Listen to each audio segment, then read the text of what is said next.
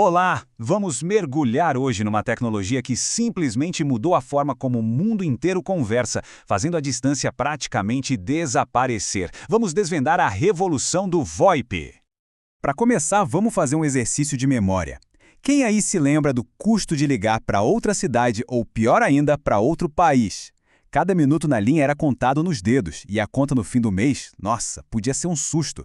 Era exatamente essa realidade que o VoIP veio para demolir.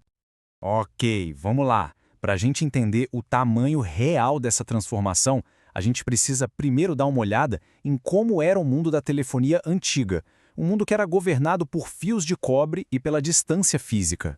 O sistema antigo, conhecido como RTPC, funcionava com uma lógica chamada comutação de circuitos. Usando a analogia que está na tela, era como se para cada ligação fosse construído um trilho de trem exclusivo e temporário entre duas pessoas. E o mais interessante, durante toda a chamada, aquele caminho era só seu, de mais ninguém, mesmo nos momentos de silêncio. Era muito ineficiente. E aqui está o pulo do gato, o modelo econômico. A telefonia tradicional vendia um recurso que era escasso por natureza, minutos num circuito dedicado. Por causa disso, o preço era totalmente atrelado ao tempo de uso e principalmente à distância. Ligar para mais longe usava mais pedaços da infraestrutura e isso, claro, custava uma fortuna. E é aqui que a gente chega na grande virada tecnológica. A ideia que mudou absolutamente tudo. Tratar a voz humana não mais como um som contínuo, mas como um monte de dados, igualzinho a um e-mail ou uma foto que a gente manda pela internet. Olha, o processo é fascinante. Primeiro, a voz é digitalizada, como se milhares de fotografias do som fossem tiradas a cada segundo. Depois, entram em cena algoritmos super espertos que comprimem esses dados, jogando fora o que não é necessário, tipo as pausas e os momentos de silêncio. E por fim, tudo isso é organizado em pequenos pacotinhos, como se fossem cartas digitais, cada uma com o endereço do destino. E essa analogia ilustra perfeitamente a mudança. A voz deixou de ter aquele trilho de trem exclusivo e passou a viajar na grande rodovia da internet, dividindo o espaço com vídeos, e-mails, com tudo. E qual o resultado disso? Bom, foi um verdadeiro terremoto no modelo de negócios. O VoIP simplesmente implodiu a ideia de cobrar por distância. Pensa bem, para a internet, o custo de mandar um pacote de dados aqui para o vizinho é praticamente o mesmo de mandar para o Japão. A geografia, de repente, parou de definir o preço de uma conversa. Legal, agora vamos ver como essa tecnologia toda saiu do laboratório e virou produto na mão das pessoas, com empresas super disruptivas que surgiram tanto nos Estados Unidos quanto aqui no Brasil.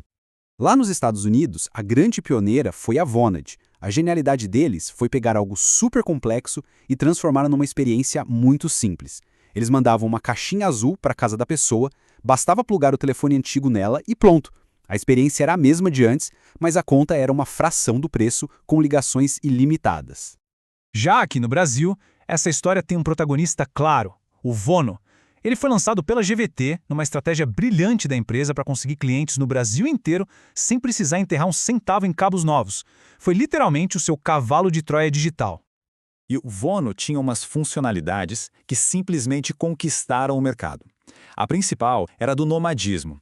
Uma pequena empresa, lá no interior do Paraná, podia ter um número com DDD11 de São Paulo, por exemplo. Ela passava a imagem de estar na capital, recebendo e fazendo ligações como se estivesse lá. Isso, mais as ligações de graça entre usuários, foi uma revolução. Mas essa era de ouro teve um fim. Quando a GVT foi comprada pela Telefônica, que era a gigante da telefonia tradicional em São Paulo, o Vono virou um concorrente dentro de casa. Não fazia sentido. Em 2016, anunciaram o fim do serviço e isso gerou um pânico, uma corrida maluca de milhares de empresas tentando fazer a portabilidade para não perderem seus números. Agora a gente chega na parte mais surpreendente e talvez mais irônica dessa história toda. As grandes operadoras não só perderam a guerra contra o VoIP, elas foram obrigadas a se juntar à revolução para conseguir sobreviver. E esse é o grande segredo que pouca gente sabe. Aquela tecnologia que começou com startups rebeldes acabou se tornando a espinha dorsal de toda a indústria de telecomunicações. As mesmas empresas que um dia lutaram contra o VoIP, hoje dependem totalmente dele para funcionar.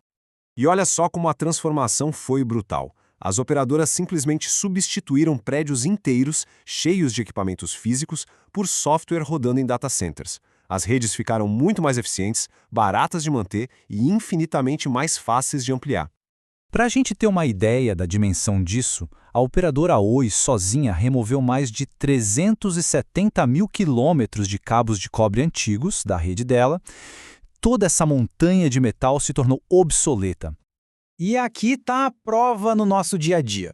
Sabe aquela linha fixa que vem de brinde com os planos de internet fibra? Então, aquilo é uma linha VoIP. Pode reparar, o telefone não é mais ligado numa tomada na parede. Ele é ligado direto no modem da internet.